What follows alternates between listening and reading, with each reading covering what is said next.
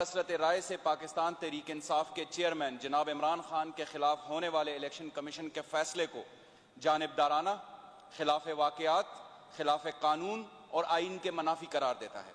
ملک کے سب سے ہر دل عزیز اور نیک نام سیاستدان، جس کی ساری زندگی کرپشن اور سیاسی خیانت کے خلاف جہاد میں گزری ہے، کو جھوٹے الزامات پر نااہل قرار دینا انصاف کے قتل کے مترادف ہے، جسے یہ ایوان کثرت رائے سے نہ صرف مسترد کرتا ہے بلکہ اسے جمہوریت پر شب خون قرار دیتا ہے۔ امپورٹڈ وفاقی حکومت کی اباء پر کٹ پتلی الیکشن کمیشن کے اس قسم کے فیصلے پاکستان تحریک انصاف کو حقیقی آزادی کے حصول کے لیے جاری جہاد میں اپنی منزل کے حصول سے روکنے کے لیے نہ صرف ریت کی دیوار ثابت ہوں گے بلکہ ملک کے لیے جگ ہسائی کا سبب بنے گی۔